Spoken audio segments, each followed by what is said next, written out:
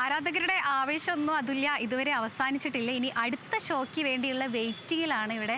അവരാരും തന്നെ ഇപ്പോൾ പോയിട്ടില്ല, അതേ പുറത്ത് വെയിറ്റിംഗ് ആണ്. കാരണം അടുത്ത ഷോ ഉണ്ട്, അടുത്ത ആൾക്കാർ വരുന്നുണ്ട്. അപ്പോൾ അതിലേക്കൊരു ആവേശം കൂടെ കൊടുക്കേണ്ടതുണ്ട് എന്ന് പറഞ്ഞിട്ട് ആ സൈഡിലേക്ക് മാറി നിൽക്കുന്നുണ്ട്. ആരുടെ ഈ ആവേശമൊന്നും കെട്ടുപോകുന്നില്ല. ആവേശം ഇങ്ങനെ ഇരട്ടിച്ച് പോവാം. നമുക്കറിയാം ഈ ഒരു ആദ്യ ആഴ്ചയിൽ തന്നെ 50 കോടിയോളമാണ് ഈ കളക്ട് ചെയ്യപ്പെട്ടിട്ടുള്ളത്. അപ്പം ഇനി വരും ദിവസങ്ങളിൽ അല്ലെങ്കിൽ വരും ആഴ്ചകളിൽ വരും മാസങ്ങളിൽ എത്രത്തോളം കളക്ട് ചെയ്യാൻ പറ്റുമെന്നുള്ളത് ഇപ്പം തന്നെ നമുക്ക് ഊഹിച്ചാൽ മനസ്സിലാവും. അതോടൊപ്പം തന്നെ ഈ തിയേറ്ററിലെല്ലാം തന്നെ ഹൗസ്ഫുള്ളാണ്. ഒരു സീറ്റ് പോലും ഒഴിവില്ല എന്നുള്ളതാണ്. ഒരു സൂചി കൊത്താൻ പോലും ഇടമില്ലാത്ത അത്രയാണ് ആളുകളാണ് ഇന്ന് ഈ അപ്സര തിയേറ്ററിലേക്ക് എത്തിച്ചേർന്നിട്ടുള്ളത് എന്നാണ്.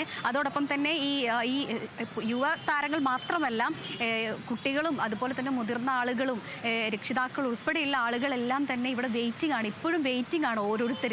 അപ്പോൾ ആദ്യ ഷോയ്ക്കും ഇതുപോലെ കുടുംബ പ്രേക്ഷകരെല്ലാം തന്നെ ഉണ്ടായിരുന്നു എന്നുള്ളതാണ് മനസ്സിലാക്കാൻ സാധിക്കുന്നത്. അതോടൊപ്പം തന്നെ ഇവിടെ ഇപ്പോഴും അടുത്ത ഷോ കാണാനായിട്ട് നിൽക്കുന്നുണ്ട്. അതോടൊപ്പം തന്നെ മോഹൻലാൽ ഫാൻസ് ഇനി അടുത്തൊരു സസ്പെൻസ് ഒരുക്കിയിട്ടുണ്ട്. നമ്മൾ പൃഥ്വിരാജ് മോഹൻലാൽ മാത്രമല്ല, ആരാധകരും ഒരു വലിയൊരു സസ്പെൻസാണ് ഇവിടെ ഒരുക്കിയിട്ടുണ്ടായിരുന്നത്.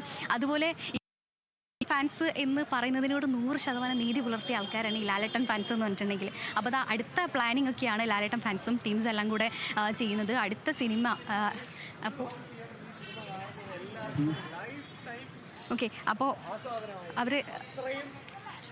അപ്പോൾ പ്രേക്ഷകരെല്ലാം തന്നെ വലിയ ആവേശത്തിലും അതുപോലെ തന്നെ ഇനി സിനിമ അപ്പോൾ ഇവിടെ അവരാണ്ട് നമുക്ക് സിനിമ കണ്ടു. എങ്ങനെയുണ്ട്?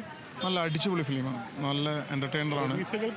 പ്രതീക്ഷകൾക്ക് അപ്പുറമായിരുന്നു. തിയേറ്ററിൽ കയറിയ ഒരാൾ മര്യാദയ്ക്ക് അവർക്ക് ആ സീറ്റിൽ ഇരിക്കാൻ പറ്റുമെന്ന് എനിക്ക് തോന്നില്ല. അത്രയും ഗംഭീര പെർഫോമൻസ് ആണ്. എല്ലാവരും അടിപൊളി.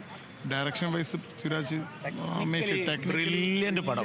പൃഥ്വിരാജിൻ്റെ ബ്രില്യൻസും മുരളി ഗോവിൻ്റെ സ്ക്രീൻ പ്ലേ ഒന്നും പറയാനില്ല, ഒരു രക്ഷയില്ല. ഓവർ ആക്ടർ നമുക്ക് കൃത്യമായിട്ട് കിട്ടും. സീറ്റിന് മുകളിൽ ചില സീനിൽ നമ്മൾ എണീറ്റ് പോകും ഓട്ടോമാറ്റിക്കലി.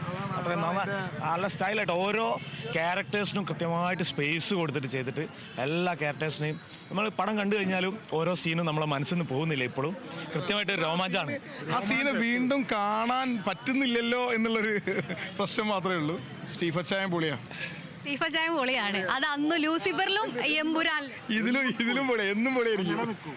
നേരത്തെ പറഞ്ഞ എമ്പുരാന് ശേഷം എമ്പുരാന് മുൻപേ എന്നുള്ള രീതിയിലേക്ക് മലയാള സിനിമ പോകും. ഇങ്ങനെ ഒരു സിനിമ ഈ പൈസ ഇത്രയും ചിലവാക്കിയത് എങ്ങനെയാണെന്ന് ഓരോ ഫ്രെയിം ടു ഫ്രെയിം നമുക്ക് കാണാൻ പറ്റുന്നുണ്ട് ചിത്രത്തിൽ. 100-150 കോടി എന്നൊക്കെ പറഞ്ഞെങ്കിലും നമുക്കറിയില്ല. പക്ഷെ ആ ഒരു വൃത്തിയുള്ള മലയാളത്തിൽ ഇതുവരെ ഇറങ്ങിയ നല്ല സിനിമകളുടെ കൂട്ടത്തിലേക്ക് ഇത് തീർച്ചയായിട്ടും എമ്പുരാൻ ഉണ്ടാവും.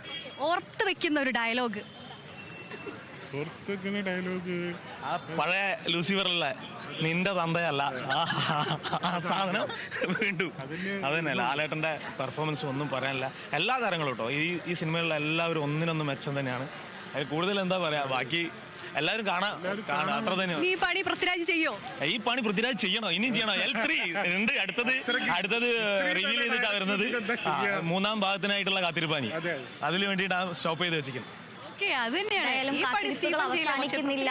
ലൂസിഫറിന് ശേഷം എമ്പുരാനു ശേഷം ഇനി L2-നായുള്ള കാത്തിരിപ്പാണ്. എന്തായാലും തിരുവനന്തപുരത്ത് കൂടി പോയി വരാം. തിരുവനന്തപുരത്ത് നിന്ന് വിനയരാജുണ്ട്, ആരാധകരുടെ ഒരു കൂട്ടത്തോടൊപ്പം വിനയരാജ് ചേരുന്നുണ്ട്. വിനയ, തിരുവനന്തപുരത്ത് നിന്നുള്ള വിശേഷങ്ങൾ എന്തെല്ലാമാണ്?